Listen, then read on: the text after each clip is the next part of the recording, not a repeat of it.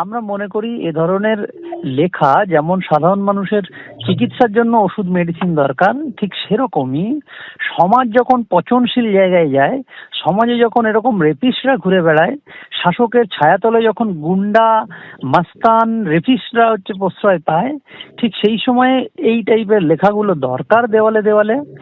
এবং যাদের মানসিক বিকৃতি ঘটে, যে সমস্ত সমাজ বিরোধী মানুষজন, এই লেখাগুলো দেখলে তাদের মানসিক যে চিকিৎসা, সেই চিকিৎসায় অনেক অগ্রগতি হয়। সো এক্ষেত্রে আমরা মনে করি এই দেওয়াল মুছে দিয়ে খুব একটা যে বিচার চাওয়ার আন্দোলন বা বিচার চেয়ে মানুষ যে আশায় বসে আছে, সেটাতে খুব একটা এফেক্ট পড়বে না। বর্ধমান মেডিকেলে জাস্টিস ফর আরজিকর লেখা গ্রাফিতি মুছে ফেলার নির্দেশ দিলেন স্বাস্থ্যমন্ত্রী। 24 ঘন্টার মধ্যে দেওয়াল থেকে এই সমস্ত স্লোগান মুছে ফেলতে হবে, নির্দেশ স্বাস্থ্যমন্ত্রীর। হাসপাতালের দেওয়ালে justice for RG Kar, we want justice, শিরদাঁড়া বিকৃতি সহ একাধিক স্লোগান লেখা রয়েছে। আরজিকর কাণ্ডের বিচার চেয়ে লেখা এই সমস্ত স্লোগান অবিলম্বে মুছে ফেলতে হবে বলে নির্দেশ স্বাস্থ্যমন্ত্রীর। কালকের মধ্যে পুরো পরিষ্কার করবেন সাদা। মামার বাড়ি নাকি? কে করেছে এগুলো? কে করেছে এগুলো? কালকের মধ্যে সাদা রং করবেন। Madam madam madam madam madam কালকের মধ্যে প্রত্যেকটা সাদা রং করবেন। নিজেদের কলেজ সেটাই নষ্ট করছে।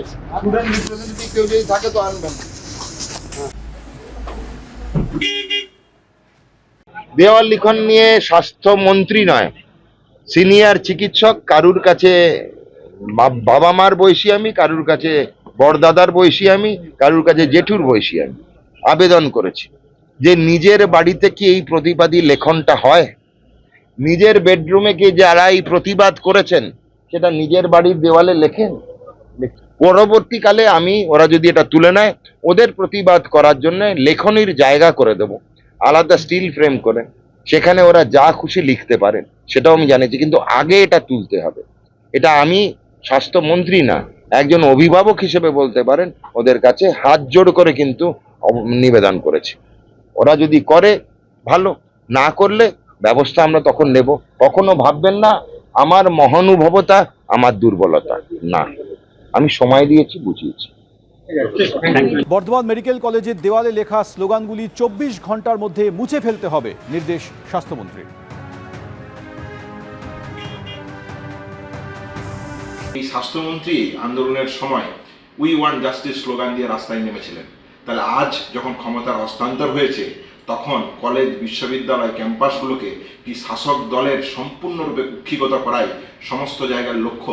আপনারা যদি সাম্প্রতিক যাদবপুরের দিকে তাকিয়ে দেখেন এবং বর্ধমান মেডিকেল কলেজে আজকে স্বাস্থ্যমন্ত্রীর এই অর্ডার, এই নির্দেশিকাকে যদি আপনারা দুটোকে একভাবে দেখেন, তাহলে দেখবেন সুর দুটো কোথাও মিলে যাচ্ছে।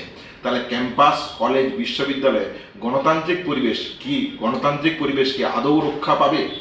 এই প্রশ্নগুলো উঠে আসছে। এই জায়গা থেকে বলতে চাই যে তিনি অতি দ্রুততার সাথে যে অর্ডার দিয়েছেন বা নির্দেশিকা দিয়েছেন প্রিন্সিপাল এমএসভিপিকে, সেই নির্দেশিকা তুলে নেও এবং অভয়ার ন্যায় বিচারের যে অপূরণীয় দাবি আছে, সেই দাবির সাথে গলা মিলিয়ে সোচ্চার হন। পরিবর্তনের পরে সাদা রং, আপনাকে যেটা বললাম, সাদা রং করে দেওয়া হয়েছিল, যেটা কোনো সাবস্টেন্সিয়াল কারণ পাওয়া যায়নি যে কেন রং করা হয়েছিল। উপর মহল দিয়ে কোনো নির্দেশ ছিল কিনা বা কোনো কিছু ছিল, ম্যাডাম কিন্তু আমাদের তখন কিছু দেখাতে পারেননি। ওটা উনি এমনি, যেহেতু প্রশাসনিক প্রধান ছিলেন, করতেই পারেন, আমি ম্যাডামকে অপোজ করছি না, তো উনি ওটা সাদা রং করে দিয়েছেন এবং তারপরে এগুলো করা হয়েছে। এবং ওই আপনারা যেই স্লোগানটা আমি বললাম বারবার, এনপোবলো যে স্লোগানটা আছে, এবং এই যে চিলিয়ান একটা কমিউনিস্ট স্লোগান, এটার মানে এই অভয়ারণ্যের সাথে সম্পর্ক আমার জানা নেই আর কি। আমরা মনে করি এ ধরনের লেখা যেমন সাধারণ মানুষের চিকিৎসার জন্য ওষুধ মেডিসিন দরকার, ঠিক সেরকমই সমাজ যখন পচনশীল জায়গায় যায়, সমাজে যখন এরকম রেপিস্টরা ঘুরে বেড়ায়, শাসকের ছায়াতলে যখন গুন্ডা মাস্তান রেপিস্টরা প্রশ্রয় পায়, ঠিক সেই সময়ে এই টাইপের লেখাগুলো দরকার দেওয়ালে দেওয়ালে। এবং যাদের মানসিক বিকৃতি ঘটে, যে সমস্ত সমাজ বিরোধী মানুষজন, এই লেখাগুলো দেখলে তাদের মানসিক যে চিকিৎসা, সেই চিকিৎসায় অনেক অগ্রগতি হয়। সো এক্ষেত্রে আমরা মনে করি এই দেওয়াল মুছে দিয়ে খুব একটা যে বিচার চাওয়ার আন্দোলন বা বিচার চেয়ে মানুষ যে আশায় বসে আছে, সেটাতে খুব একটা এফেক্ট পড়বে না। এবিপি আনন্দ, এগিয়ে থাকে, এগিয়ে রাখে।